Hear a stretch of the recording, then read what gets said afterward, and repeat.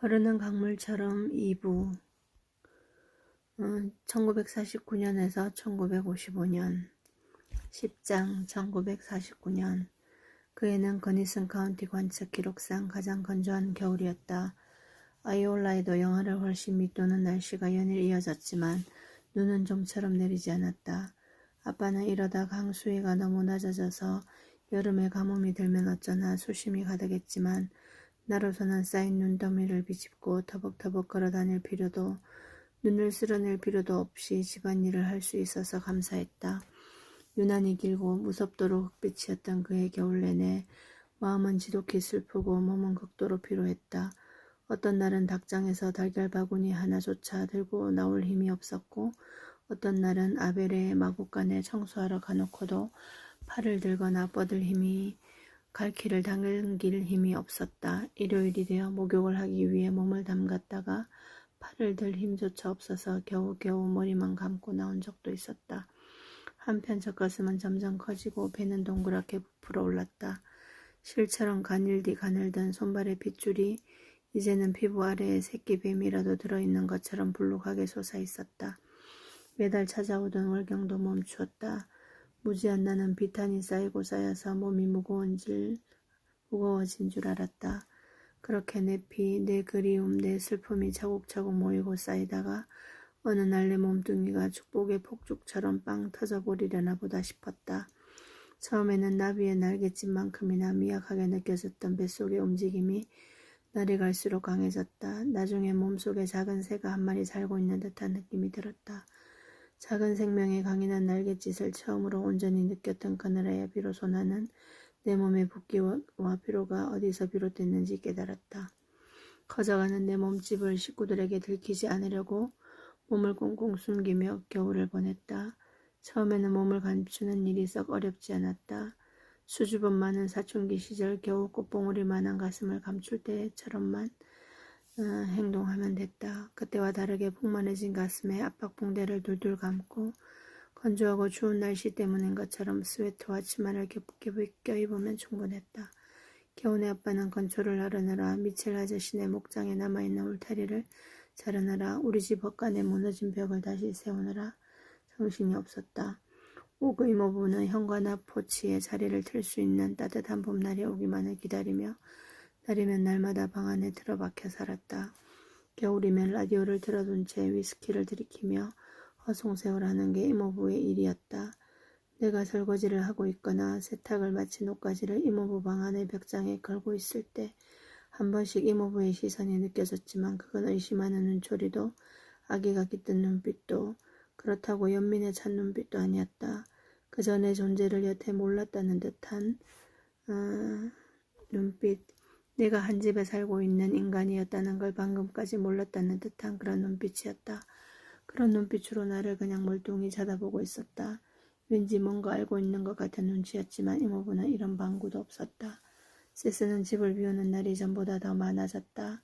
윌의 시체가 발견된 날 이후로 이런저런 이유를 대며 아이올라를 벗어나기 일쑤였다. 처음에는 포레스트 데이비스와 사냥을 간다고 2주나 나갔다 왔는데 잡아온 거라고는 겨우 들껑 3마리와 기껏 해야 1살이나 돼 보이는 하찮은 엘크 1마리뿐이었다. 그 다음에는 홀든 오클리가 알아봤다는 듀랑고 근처 남쪽 어디 철도회사의 홀든 데이비스와 한 달간 일자리를 얻었다며 집을 나갔다. 집에 돌아왔을 때 세스는 유리단지에 지폐를 한 다발 집어넣었다. 한동안 집에 머물던 세스는 낮에는 아빠를 도와 헛간에 높은 벽을 세우고 밤에는 매일같이 시내에 나가 술을 마셨다. 집에 있는 동안에도 내게는 말도 걸지 않고 내 쪽으로 눈길조차 두지 않았다. 그러더니 며칠 안가 몬트로스 공사판에 일자리가 났다며 또 집을 나갔다. 우리 집 돈깨에 돈을 채워놓기만 한다면 세스가 무얼 하든 아빠는 크게 개의치 않는 것 같았다. 세스가 불쑥불쑥 사라질 때마다 오히려 아빠는 안심하는 눈치였다. 동네 사람 누구도 세스가 윌의 죽음과 관련이 있을 거라고 의심하지 않았다.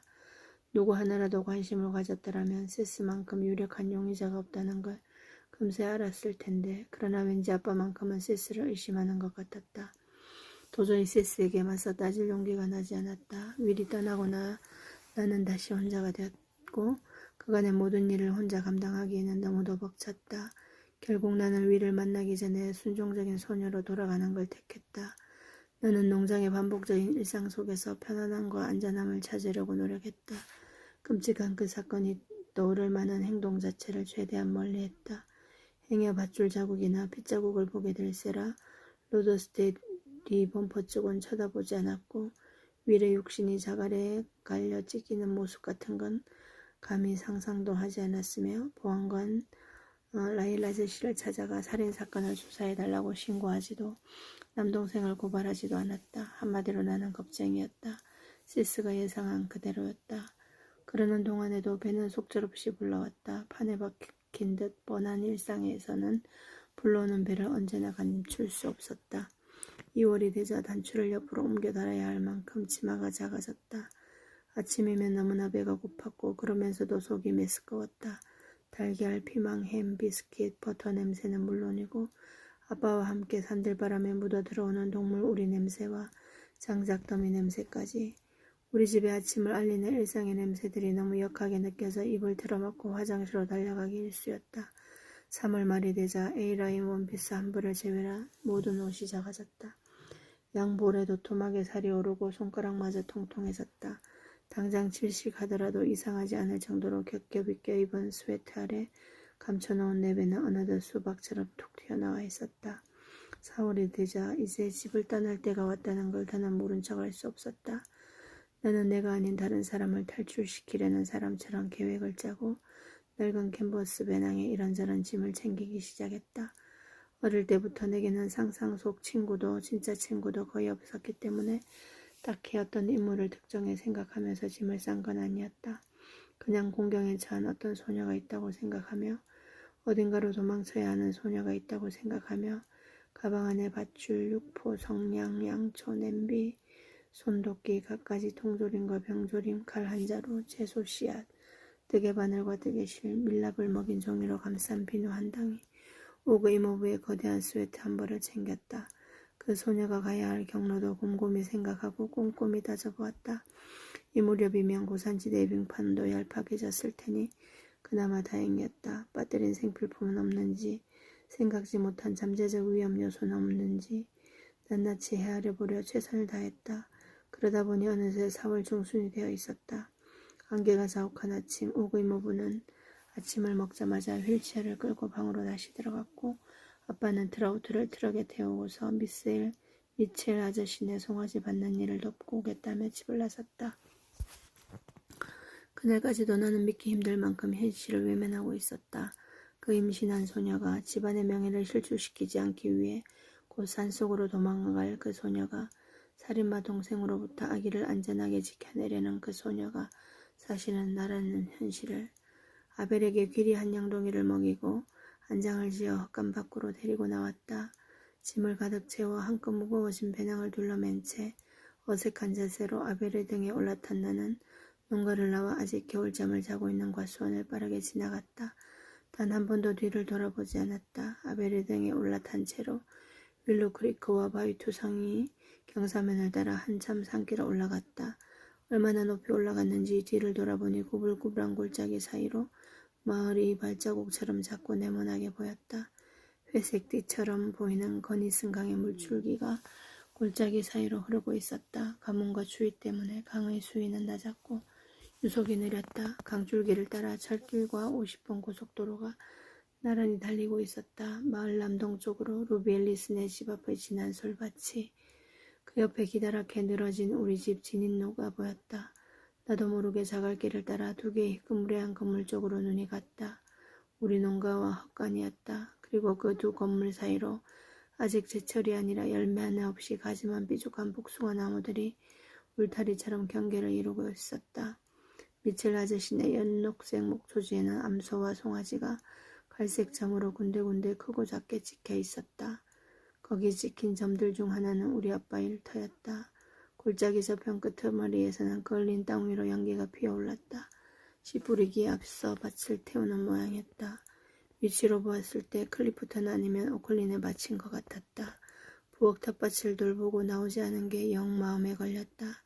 양파는 지난 가을에 심어두었고 감자는 때가 되면 아빠가 사람을 써서 심을 터였지만 날이 따뜻해진 이후에 부엌 텃밭을 관리하는 건 여자들의 일이었다. 아빠가 볼 수 있도록 씨앗에 이름표를 붙여놓긴 했지만 과연 아빠가 씨앗을 찾아서 직접 심을지 그냥 내버려둘지는 모를 일이었다. 애써 마음을 다잡았다. 아빠가 어떤 선택을 하든 무엇을 먹든 어떻게 빨래를 하며 살아가든 더는 내 알 바가 아니었다.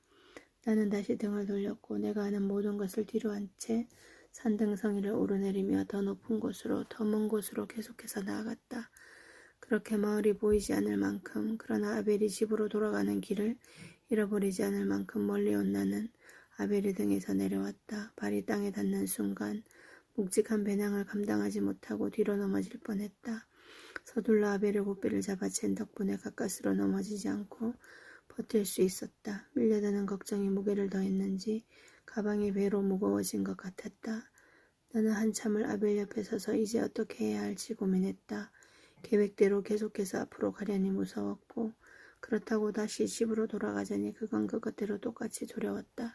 지금 상태의 몸과 마음으로 과연 닥쳐올 일들을 버텨낼 수 있을지 의구심이 들었다.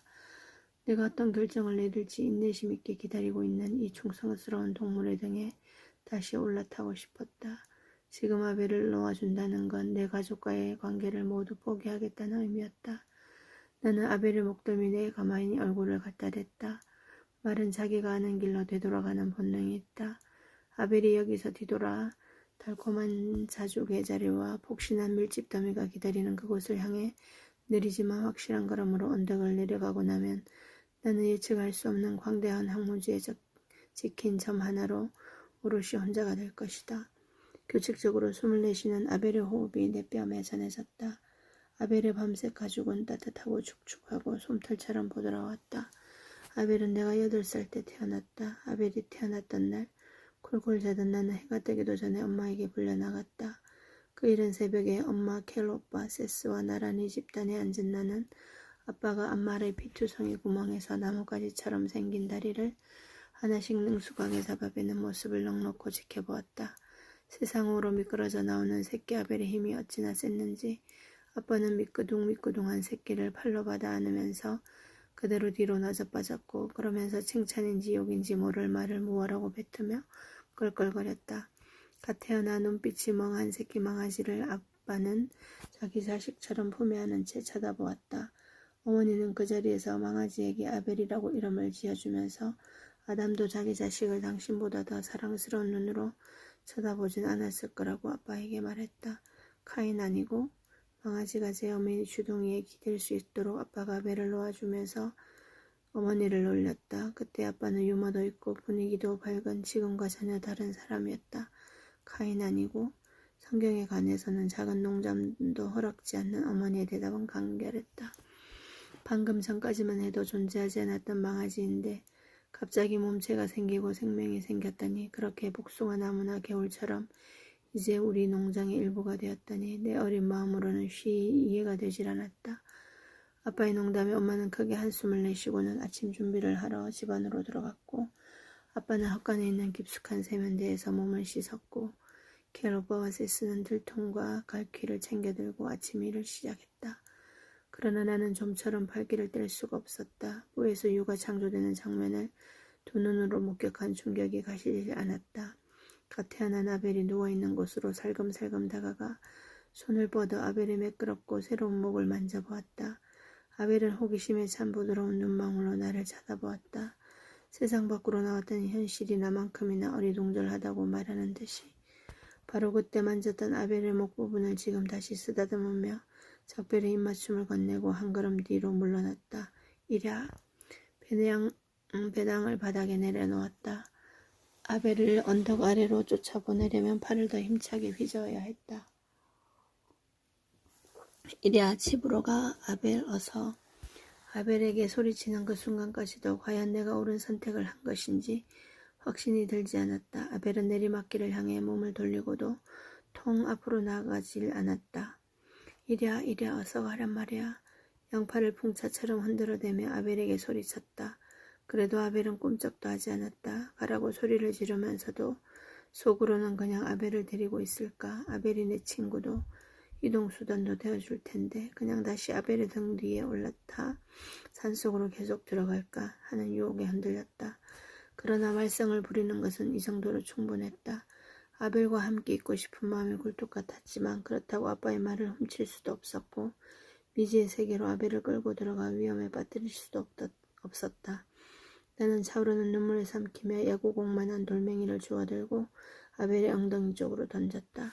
돌멩이가 뒷발치에 떨어지자 아벨이 깜짝 놀라 몇 걸음 앞으로 걸어갔다. 돌멩이를 하나 더 집어들고 아벨에게 던졌다.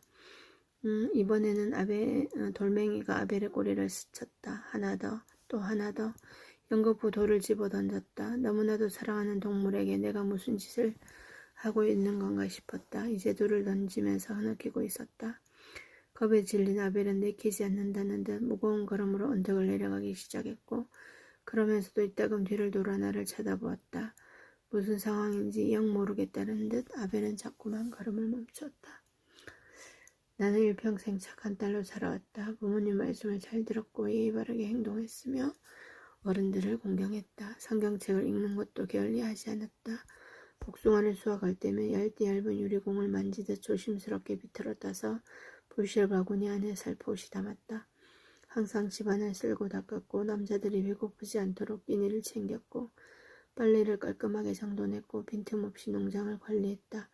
불필요한 질문을 하지 않았고 내 울음소리가 침실 밖으로 새어나가지 않도록 늘 조심했다. 어머니 없이 살아가는 방법도 오롯이 혼자이므로 깨우쳤다. 그렇게 착한 딸로 살던 내가 노스로라와 메인스트리트 모퉁이에서 우연히 마주친 꾀지지한 남자와 사랑에 빠진 것이다. 단 한 번의 폭풍우가 강둑을 무너뜨리고 강물의 흐름을 바꿔버리듯 한 소녀의 인생에 닥친 단 하나의 사건은 이전의 삶을 모조리 지워버렸다. 고래고래 소리를 지르며 연달아 돌멩이를 던지는 동안 눈물이 뺨을 타고 줄줄 흘렀다. 나는 차오르는 두려움과 슬픔을 이 불쌍한 말에게 쏟아내고 있었다. 위를 만나기 전에 내가 그랬던 것처럼 아벨이 아는 거라고는 충성과 복종이 전부였다. 내가 먼저 배운 교훈을 돌멩이에 담아 힘껏 아벨에게 던졌다. 이 세상의 모든 선을 이기는 건 악이라고 아벨에게 마음속으로 외쳤다. 착한 딸이 되든 착한 말이 되든 복종하든 사랑하든 마음대로 하라. 그러나 권선징악을 기대해서는 안 된다. 그건 동화책에나 나오는 이야기니까. 마지막으로 던진 돌멩이가 아벨의 턱에 맞는 바람에 턱에서 피가 흘렀다. 너무나 놀랐다. 아벨은 한때 자기에게 잘해주었던 소녀를 피해 도망치듯 언덕 아래로 내려갔다. 나는 그대로 주저앉아 배낭을 끌어안고 펑펑 울었다. 짙게 깔려있던 구름이 때마침 거치면서 구름 사이로 내입쬐는 정오의 태양이 내 뺨 위에 눈물을 짭조름하게 말렸다. 부엌은 지금 어떤 모습일까? 기억에 남아있는 부엌은 여전히 한밤중의 풍경이라 가스레인지가 차갑게 텅 비어 있었다. 아빠는 미칠 아저씨네서 점심을 먹고 올 테니 내 가출을 가장 먼저 알아차릴 사람은 오고 이모부 일터였다. 이모부는 부엌에 들어오기 전부터 어째서 음식 냄새가 나질 않는지 의아해할 것이고 자기 점심을 차려줘야 할 사람이 부엌에 없다는 걸 알고 나면 내 그럴 줄 알았지 하고 생각할 것이다. 그러나 아빠에게 전화를 걸어 내 가출 소식을 알리거나 짚이는 게 있다며 일일이 설명할 것 같진 않았다. 이모부 성격상 둘 다 지나치게 사려 깊은 행동이었다. 해가 저물고 송아지를 받느라 여기저기 피얼록을 묻힌 아빠가 녹초가 되어 집에 돌아오면 가장 먼저 안장이 채워진 채로 마당에 풀려있는 아벨을 발견할 것이다. 부엌문을 열고 집안에 들어오면 저녁이 차려져 있지 않는 빈 식탁을 보게 될 것이다. 내가 없어진 걸 알고 아빠가 어떤 생각을 할지는 상상이 되지 않았다. 아빠는 나를 그저 붙박이장처럼 항상 집에 있는 존재로, 가정부 같은 존재로 예측에서 벗어난 행동을 하지 않는 아이로 생각하고 있을 것이다. 달리 생각한다고는 상상할 수 없었다. 아빠가 머뭇머뭇 내 방에 들어와서 침대 위에 놓은 편지를 발견하고 여기저기 까진 손으로 천천히 편지를 열어보는 모습을 상상했다. 편지를 조금 더 길게 쓸걸. 아빠에게 자초지종을 설명할 용기조차 내지 못한 게 후회됐다. 내가 써두고 온 편지의 내용은 이게 다였다. 아빠 잠시 어딜 좀 다녀올게요. 중요한 일이 있어요. 부디 찾지 말아주세요. 때가 되면 돌아올게요. 사랑해요. 죄송해요. 걱정하지 마세요. 빅토리아. 배낭을 메고 바닥에 누워 이런저런 생각에 빠져들었다. 암소의 출산이 오늘 하루에 다 끝날 리는 없고 미첼 아저씨도 암소도 아빠의 능숙한 손길에 의지하고 있을 텐데 과연 내일 아침에 아빠가 다시 송아지를 받으러 갈까? 아니면 나를 찾으러 다닐까? 알 길은 없었다. 아빠에게 남긴 편지에 나는 톨이라는 이름 대신 빅토리아라고 썼다. 그걸 본 아빠가 이제 내가 다 컸다고 생각하기를, 딸이 이런 선택을 내릴 만큼 어른이 되었다고 생각하기를 바랐다. 그러고 보니 아빠는 기분이 좋을 때도 아무리 화가 날 때도 내 이름을 빅토리아라고 부른 적이 없었다. 그러니까 어쩌면 집을 나간 이 여자애가 빅토리아라는 이름의 이 젊은 여자가 자기 딸이 아닌 전혀 다른 사람이라고 생각할지도 모를 일이었다. 그러자 문득 이런 생각이 들었다. 일어서서 앞으로 나아갈 힘이 없는 건 톨이다. 윌의 여자 빅토리아는 얼마든지 전진할 수 있을 만큼 충분히 강인한 여성이다. 나 빅토리아는 두 발을 딛고 일어섰다. 배낭을 등에 메고 가방끈과 어깨뼈 사이에 엄지손가락을 넣어 야무지게 끈을 조은 뒤 앞으로 걷기 시작했다. 윌과 함께 누웠던 그 산막까지 가는 길이 정확하게 기억나진 않았지만 내 직감이 이끄는 대로 또 뱃속의 아기가 알려주는 대로 나아갔다. 무슨 뚱딴지 같은 소리냐 싶겠지만 그때 나로서는 자력에 의존하는 수밖에 없었다. 아기와 내가 자석에 이끌리듯 우리의 시작이 될 장소를 찾아갈 수 있을 거라고 그렇게 믿는 수밖에 없었다. 세이지가 무성한 바위 두상의 언덕을 터벅터벅 걸어가는 동안 나와 점점 더 멀어지고 있을 아비를 떠올리지 않으려고 무던히 애쓰면서 그렇게 발자국 하나 없는 산속으로 걸어 들어갔다. 몇 달 전 가을에서 겨울로 넘어갈 무렵 윌과 함께 걸어갈 때 봤음직한 익숙한 풍경이 언제나 오래나 두리번거렸다. 그러고 있노라니 그날 사랑에 들떠 나란히 걷던 우리 둘의 모습이 생각났다. 아름다웠던 윌의 미소, 미끄러지듯 부드럽게 내 손가락 사이를 드나들던 윌의 손가락, 가다 멈춰서서 허리를 굽히고 이파리를 날리며 세이지 가지를 비틀어 꺾던 윌의 모습, 행복한 표정으로 플레엄을 들이마시고는 가지를 내 코앞에 갖다 대던 그의 모습, 그때 맡았던 세이지 향기, 나는 윌의 영혼을 다시 불러내려는 사람처럼 그때 그가 했던 그대로 허리를 굽히고 세이지 줄기를 하나 꺾어서 배낭끈에 꽂아주었다. 톡 쏘는 세이지 향기를 맡으니 흐릿했던 기억이 되살아나는 것 같았다. 왠지 길을 제대로 찾아갈 수 있을 것만 같았다. 얼마 안 가 나온 언덕을 오르자 길쭉하고 뾰족뾰족한 사암이 줄지어 나타났다. 내 기억이 맞았다. 여길 지나가면서 윌이 이걸 보초병이라고 얘기했었다. 언뜻 보면 서로 엉덩이를 맞대고 있는 것 같다면서. 언덕을 내려온 다음에는 들쭉날쭉한 네 개의 탑을 지나 걸었다. 그 너머로는 길이 없는 것처럼 보였지만 이제부터는 찾아갈 수 있었다. 포플러 나무 가지에 달려있던 이파리 대신 이제는 자그마한 젓갈색 꽃봉오리가 무르익고 있었다. 앙상한 포플러 나무 사이를 지나 또 다른 언덕을 올랐다. 숨은 찼지만 용기가 생긴 나는 잠시 앉아 수통을 꺼내 물을 마시며 한숨 돌렸다. 말라버린 도랑을 따라 터벅터벅 걷다 보니 포플러 나무와 소나무가 뒤섞여 자란 언덕이 나왔다. 마지막 오르막길이었다. 군데군데 쌓인 눈이 녹고 있었다. 공터를 지나자 마침내 목적지가 보였다. 위리온 신처로 삼았던 아담한 통나무 산막. 산막은 내가 기억하는 것보다 훨씬 더 초라했다. 마구간보다 약간 더 넓은 크기의 평탄화 작업을 생략한 듯 바닥이 울퉁불퉁했으며 마구잡이로 쌓은 듯한 녹슨 양철 몇 겹이 지붕의 역할을 대신하고 있었다. 남의 집에 무단 침입을 하는 거면 어떡하느냐고 내가 걱정했을 때 윌은 이렇게 말했다. 사냥꾼이 버리고 간 낡은 산막일 거야. 여길 찾아오는 건 내가 쫓아내보낸 거미랑 벌레들 뿐이야. 윌이 마을로 내려오지 않고 차라리 여기에서 눈과 추위와 배고픔과 싸우며 겨울을 버텼더라면 지금도 살아있을 것 같다는 생각에 또 한 번 마음이 아렸다. 윌이 산에서 내려온 뒤로 매일 어디서 잠을 잤는지 나는 아무것도 몰랐다. 그저 루빌리스의 집이나 마당 헛간에서 자겠거니 넘겨짚을 뿐이었다.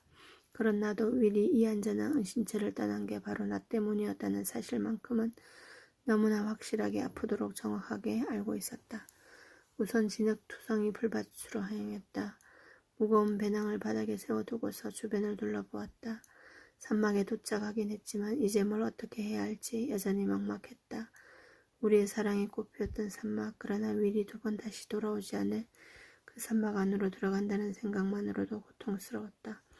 그렇다고 무방비로 야생에 노출된 채 밖에서 계속 이러고 있는 것도 말이 안 됐다. 여기에 야영지를 만들고 살림을 꾸려나간다는 건 아무리 생각해도 터무니없는 일이었다. 이러지도 저러지도 못한 채 피로에 못 이겨 한참을 멍하니 앉아 있었다.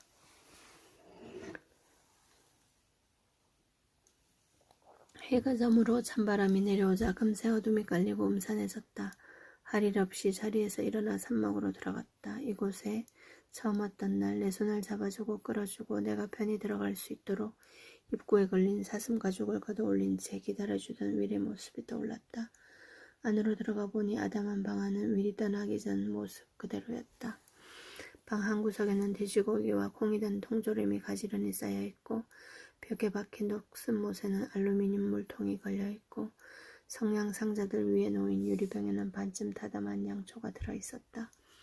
윌이 금세 돌아올 거라고 말해도 믿을 수 있을 것 같았다. 침대에는 루비 앨리스에게 받았을 누비 이불이 여러 겹 쌓여 있었다. 너무 지쳐서 음식을 꺼낼 힘조차 없었던 나는 흙바닥에다가 배낭을 털썩 떨어뜨렸다. 신발을 벗고 이불 겉머리를 슬그머니 들어올리고 뱃속에서 꿈틀거리는 아기의 태동을 느끼며 이불 속으로 들어가 누웠다. 혹시 남아있을지 모를 윌의 재치를 맡을 수 있을까 싶어 길고 깊게 숨을 들이마셨다. 정말로 이불에서 여전히 그의 냄새가 났는지 아니면 슬픔과 공포로 미쳐버리지 않으려고 환상을 떠올린 건지 모르겠지만 나는 윌의 재치에 안기던 몸을 웅크리고 눈앞에 모든 걸 지운 채 잠이 들었다. 다음날 눈을 떴을 땐 너무 피곤해 아무것도 할 수 없었다. 용변을 볼 때와 차가운 통조림 수프를 먹을 때 말고는 이불 밖으로도 나가지 않았다. 하루 종일 침대에 누워서 보낸 건 내 평생 처음 있는 일이었다.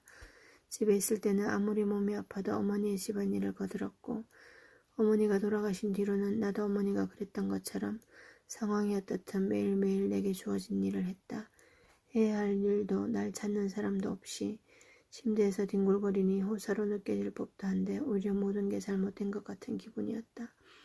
잠결에도 불안했다. 이렇게 게으름을 부려도 되는 건지 내가 올바른 선택을 한 건지 밖에서 나는 낯선 소리의 정체는 무엇인지 불안에 시달리느라 온종일 자다 깨기를 반복했다. 그날 꿈에 윌이 나왔다. 꿈에서 윌은 나를 어루만져주기도 했고 깔깔거리며 웃기도 했다. 그리고 그날 처음으로 질주하는 로더스트 뒤에서 윌이 죽어가는 꿈을 꾸었다. 꿈속에서 윌의 피부가 얇은 포장지처럼 찢어졌다. 식은 땀을 잔뜩 흘리며 잠에서 깨어보니 자그마한 창문으로 따뜻한 햇살이 들어오고 있었다. 지금 내가 어디에 있는 것인지 순간 정신이 들지 않았다. 남들의 어떤 시선도 비판도 닿지 않는 이곳에서 나는 몸을 둥그렇게 웅크린 채 마음껏 슬픔을 토해냈다. 상상도 못해본 고통이 느껴졌다. 어떻게 한바탕 쏟아내고 나니 슬픔의 소나기가 이번에는 마음 깊숙이 숨겨두었던 어머니, 켈 오빠, 비부 이모를 끄집어냈다. 위를 생각할 때만큼이나 고통스러웠다. 내 귀에 굵직한 손가락으로 심장을 움켜쥐었다. 주먹에 짓눌리는 스펀지처럼 가슴이 찢어질 듯 아팠다. 두 눈은 눈물을 줄줄 쏟아내고 있었고 목구멍은 악을 쓰며 울부짖고 있었다. 그날 밤 산막에서 나는 꿈도 꾸지 않고 아주 깊은 잠에 빠졌다. 다음 날에는 억지로 몸을 일으켰다. 여전히 뭘 해야 할지는 몰랐지만 이곳에서 살아가려면 뭐라도 해야 한다는 것만큼은 알고 있었다. 설이 내린 아침 나는 위험을 무릅쓰고 산막 밖으로 나갔다. 그 다음날 아침 그리고 그 다음날 또 그 다음날 아침에도 오로지 살겠다는 의지 하나로 같은 일과를 반복했다. 깨어있는 시간에는 너무나 초조했다. 끝이 보이지 않는 황야에 혈혈단신 웻돌토리 신세였지만 생각처럼 외롭지는 않았다. 무서운 건 일상의 소음이었다. 사슴이 쓰러진 나무를 밟고 갈 때 들리는 새된 소리, 다람쥐의 발걸음에 혹은 흔들리는 바람에 장가지가 떨어지는 소리라도 들리면 화들짝 놀랐다. 심지어 아무 소리 없이 고요할 때도 느닷없이 공포에 휩싸였다. 누가 멀리서 쳐다보고 있을지도 모른다는 생각, 소나무 숲 사이에 스토커가 있을지도 모른다는 생각 때문이었다. 그럴 때면 상상의 곰이든 쿠거든 뭐가 나올지 모를 현장을 잡겠다며 재빨리 몸을 휙 돌렸지만 그때마다 호기심 많은 얼룩다람쥐 한 마리가 휙 지나가거나 아예 아무것도 없었다. 서둘러 산막으로 숨어 들어가서도 몸을 꼿꼿하게 세우고 앉아 경계를 늦추지 않았다. 혹시라도 어떤 사내나 산짐승이 산막으로 다가오고 있으면 어떡하나 두려움에 떨었다. 나는 산막 뒤 개울가에 졸졸거리는 물소리가 끊기지는 않는지 발자국 소리가 들리지는 않는지 정신을 바짝 차리고 위를 쫑긋 세웠다. 비뚤어진 문간에 걸려있는 낡은 사슴 가죽을 보완할 방법을 찾아봤지만 산막엔 뭣도 망치도 없었다. 설령 못질을 할 수 있다 손치더라도 그건 침입자를 막겠다고 나를 산막 안에 가두는 꼴이 되고 말 것이다. 밤이면 밤마다 집에서 챙겨온 식칼을 손에 꽉 쥔 채로 담요 속에 웅크리고 누워서 눈도 깜빡이지 않은 채 뚫어져라 문을 쳐다보며 하루를 마감했다. 그리고 있다 보면 결국 잠의 공포를 이겼다. 한없이 무거워진 눈꺼풀의 무게를 도무지 감당할 수 없게 되면 밤사이 무슨 일이 일어나든 그건 운명이라고 생각하며 잠에 빠져들었다. 아침이 되면 얼어붙은 물고기처럼 흙바닥에 피어져 나와 있는 칼을 보면서 오늘도 온전한 몸으로 무사히 깨어나 다행이라고 생각했다. 그래도 집에 가고 싶지는 않았다. 누가 뭐래도 그것만큼은 확실했다. 아빠와 가수원이 어렴풋이 그리운 날이 있긴 했지만 그런 그리움도 시간이 흐르면서 기억나지 않는 꿈처럼 흐릿해졌다. 향수보다는 세스, 이모부 그리고 두 사람과 관련된 모든 일로부터 해방되었다는 안도감이 훨씬 더 컸다. 산막의 고독한 생활이 아무리 불안하더라도 집으로 돌아가지는 않을 것이다. 지치고 힘들었지만 이미 첫 주에 이곳에 야영지를 꾸리겠다고 내 손으로 새 집을 만들겠다고 마음먹었다. 최소한 신용이라도 해보기로 했다. 이제 나는 위리 아기를 돌봐야 했다. 하루가 멀다고 죽을 만큼 위리 그리웠지만 그래도 정신을 차려야 했다. 삶을 포기해야 할 이유가 아니라 살아야 할 이유에 집중해야 했다. 변소를 파는 일은 아주 합리적인 출발 같았다. 그러나 땅은 너무 단단했고 집에서 챙겨온 모종삽은 너무 작았다.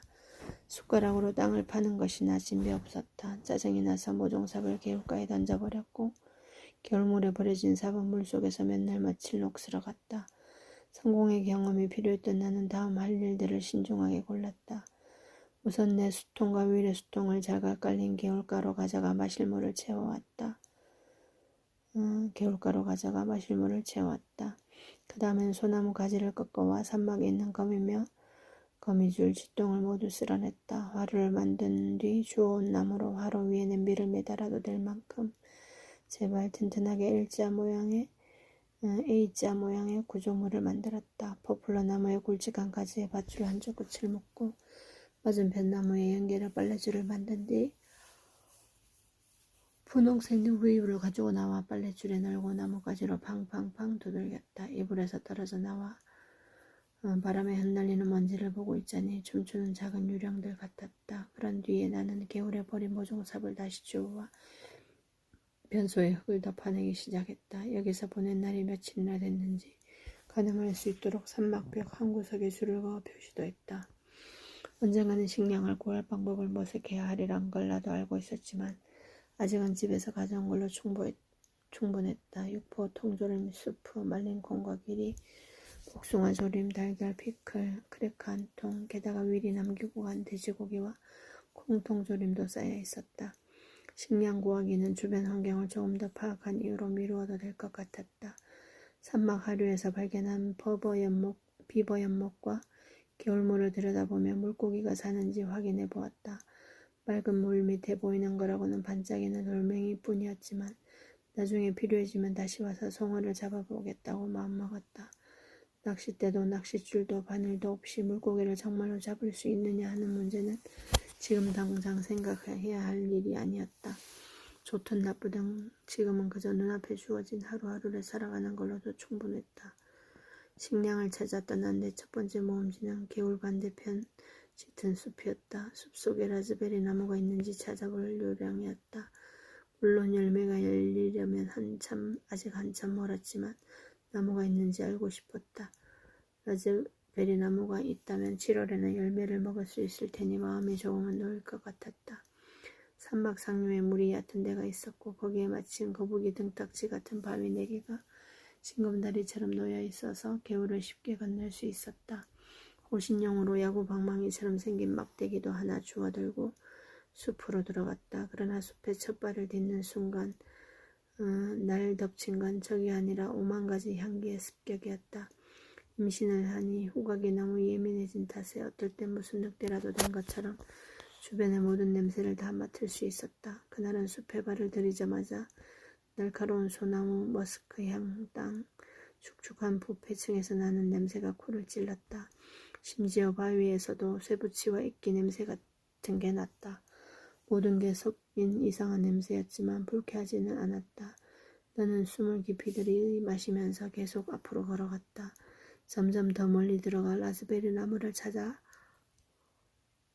숲속을 헤매다가 어느 순간 가슴이 철렁 내려앉았다. 땅 대부분은 여전히 단단하게 얼어붙은 눈으로 덮여있고 그 깊이가 어느 곳은 발목까지 또 어느 곳은 무릎까지 왔다. 키 크고 검푸른 소나무가 널따랗게 우거진 탓에 바닥에 쌓인 눈에 햇살이 닿지 않았다. 이런 고산지대의 야생지에서는 최소한 앞으로 몇 달간 먹을거리를 구할 수 없겠다는 생각이 들었다. 집에서 가져온 새싹들도 5월 중순 이전에 심었다가는 얼어 죽거나 냉해를 입어 까매질 게 뻔했다. 변소를 파는 일이 왜 그렇게 힘들었는지 그제야 이해가 됐다. 바닥의 흙은 그냥 단단한 게 아니라 여전히 얼어 있었던 것이다. 신발 앞코로 바닥을 슬쩍 비벼 눈을 치우고 땅바닥을 발로 몇 번 찬 다음 막대기로 찔러보았다. 돌멩이도 이보다 더 단단하지는 않을 정도로 얼어붙은 땅은 조금도 파이지 않았다. 나는 포기하고 한숨을 내쉬며 나무 그루터기에 털썩 주저앉았다. 그러고는 주변의 숲을 차가운 장막과 어스름 속에 매달린 삶과 죽음의 층을 쭉 둘러보았다. 지저귀는 새들의 노래소리 외에는 아무 소리도 들리지 않았다. 숲속에 모두가 침묵하고 있었다. 숲바닥에는 큼직한 바위, 장가지와 솔방울들 사이로 큼직한 나무가 쓰러져 있었다. 하늘을 향해 우뚝 솟은 거대한 환각색 나무들도 있었다. 그 아이로 수십 그루의 묘목이 생명을 쫓아 자라나고 있었다. 그 중에는 잡초와 쌓인 눈 위로 힘차게 머리를 삐죽 내민 것들도 아직 내 뱃속에 있는 아기처럼 썩어가는 통나무들 가운데 자리를 잡은 것들도 있었다. 혼란함 속에 아름다움이 있었다. 이곳의 모든 생명은 저마다의 역할을 하고 있었다. 내가 너무나도 작고 하찮은 존재라는 느낌이 들었지만 전혀 환영받지 못하는 존재 같지는 않았다. 엉덩이를 털고 일어나 눈밭을 가르며 숲속으로 더 깊이 들어가 보았다. 한 걸음 한 걸음 옮길 때마다 정막이 깨졌다. 나중에라도 우리가 먹을 만한 게 있으려나 찾아보는 동안 아기는 그 어느 때보다 더 활기차게 몸을 들썩들썩 존재감을 뽐내며 자궁을 유영했다. 내 아들이 남자애라는 건 나중에 알게 되었다. 발차기라고 할 만한 태동을 처음으로 내게 전달해 준 것도 그날이었다. 나는 활짝 웃으며 울 스웨터 위로 둥글게 나온 배를 쓱 문질렀다. 매끄럽고 깨끗한 아기의 발바닥을 어루만지는 느낌이 들었다. 아들은 내 손에서 발을 쏙 빼더니 다시 한번 발차기를 했다. 벌써 놀이를 하고 있다는 생각에도 웃음이 새어나왔다. 이 낯선 숲속에서 나는 정말로 혼자가 아니었다. 산의 날씨는 금방금방 변한다. 나는 아주 어릴 때부터 이 사실을 알고 있었다. 그리고 나는 교과서의 글씨만큼이나 정확하게 구름을 읽는 법도 알고 있었다. 나는 과수원이든 학관이든 아닌 메인 스트리트에 있다가도 저 멀리 폭풍이 생겨 하늘이 점점 어두워지기 시작하면 첫 번째 번개가 골짜기를 뒤흔들기 직전에 잽싸게 부엌문을 열고 집 안으로 들어갔다. 내게는 폭풍이 다가오는 시간을 그 정도로 완벽하게 맞히는 재주가 있었다. 그러나 이 높고 깊은 산속에 온 이후로는 땅과 하늘에 대해 내가 안다고 생각했던 모든 지혜가 시험대에 올랐다. 마치 처음부터 글을 다시 배우는 것처럼. 높다른 소나무 사이로 거센 바람이 불어오면서 폭풍이 시작됐다. 바람이 살갗에 닿기도 전에 나무 꼭대기들이 마치 술 취한 거인처럼 마구 흔들리기 시작했다. 내내 지저귀던 새들이 내게 경고라도 하듯 순식간에 조용해졌다. 새들이 조용해지자 주변의 모든 것, 심지어 뱃속의 아기조차도 완벽하게 고요해졌다. 마치 투명한 해일이 쓸고 가듯 단번에 모든 숨을 토해내듯 거센 바람이 숲바닥에 쏟아지자 어린 소나무들이 이리저리 휘고 바닥 위 파편들이 먼지처럼 일어났다. 바람이 얼굴에 닿을 때마다 거인의 손바닥이 내 뺨을 후려치는 것 같았다. 차갑고 축축한 바람이었다. 시커먼 구름이 금세 몰려와 조금 전까지만 해도 한낮이었던 하늘을 순식간에 초저녁으로 만들 것이었다. 어두워지기 전에 지금 당장 해야 할 일이 떠올랐다. 나는 곧장 뒤돌아서 내 발쪽을 따라 뛰기 시작했다. 쓰러진 나무와 돌을 헤치고 손에 쥐고 있던 막대기를 놓치고 눈길에 미끄러지고 다시 일어나 달리고 또 넘어졌다. 오래된 눈 표면에 얼음 결정체가 얼굴로 튀었다. 산막에서 너무 멀리까지 나온 나 자신을 향해 날씨가 순식간에 변할 걸 알면서도 숲의 고요함에 넋놓고 빠져버린 나 자신을 향해 욕을 퍼부었다. 서둘러 바닥을 짚고 다시 일어나 산막을 향해 허둥지둥 개울을 건너다가 마지막 디딤돌에서 미끄러지는 바람에 얼음장처럼 차가운 물속에 한쪽 발을 빠뜨렸다. 머리 위에서 천둥이 울렸다. 콩을 담궈 화로 옆에 둔 냄비를 잡으려고 했는데 냄비를 들자마자 폭풍의 맹렬한 기세 때문에 빗줄기가 옆방향으로 들이붓듯이 쏟아졌다. 덜덜 떨리는 소나기에서 냄비가 미끄러지며 떨어졌고 내 소중한 음식은 진흙탕 속 조약돌처럼 바닥에 쏟아지고 말았다. 번개가 머리 위 하늘을 갈랐고 그러자마자 하얀 섬광이 또 한 번 뒤따랐다. 굉음과 함께 천둥이 쳤다. 차가운 빗줄기를 맞으며 비틀비틀 미끄러운 바닥을 헤치며 마침내 산막 입구에 생긴 널찍한 웅덩이를 넘어 겨우겨우 안으로 들어갔다. 손이 얼어붙기라도 한 듯 어찌나 차갑고 떨리든지 문틀에 걸린 사슴가죽을 움켜쥐고 당기는 것도 보통 일이 아니었다. 빗줄기가 사정없이 산막을 때렸다. 녹슨 양철 지붕 구석구석에서 물이 새어 들어왔다. 모아두었던 빈 깡통 몇 개를 서둘러 가져와 되는 대로 빗물을 받았지만 다른 데서 새어 들어오는 빗방울에는 속수무책이었다. 차갑고 축축한 발 아래 흙바닥 곳곳에 생긴 진갈색 원은 점점 더 키 크고 커지고 점점 더 색깔이 진해졌다. 폭우가 쏟아지는 소리에 귀청이 터질 지경이었다. 하나뿐인 창문과 양철 지붕 위로 마치 100만 개의 동전이 쏟아지는 것 같았다. 번개가 칠 때마다 창밖이 새하얗게 번쩍이고 그러면 곧이어 폭탄처럼 강렬한 천둥이 쳐서 심장이 덜컹거렸다. 바로 그때 누가 날 향해 방아쇠라도 당긴 것처럼 나는 무릎을 꿇고 주저앉았다. 내 의지와 상관없이 몸이 반으로 접혔다. 팔뚝과 얼굴을 진흙바닥에 댄 채 덜썩 엎어졌다. 단단한 공 같은 내 배가 내 아기가 허벅지에 세게 부딪혔다. 온몸이 격렬하게 떨렸다. 조금도 움직일 수 없었다. 한낮에 하늘을 덮친 검은 폭풍처럼 감당할 수 없는 슬픔이 온몸으로 퍼져나갔다. 도대체 무슨 생각으로 여기서 살아남을 수 있을 거라고 믿었던 걸까? 평생 눈으로 봐온 곳이라고 안일하게 생각했던 걸까? 추위와 공포에 흠뻑 젖어 덜덜 떨면서 사실 나는 하늘을 지붕 삼고 바위를 베개 삼으며 살 수 있는 사람이 아니라는 걸 깨달았다. 나는 여기서 살아남을 수 없는 사람이었다.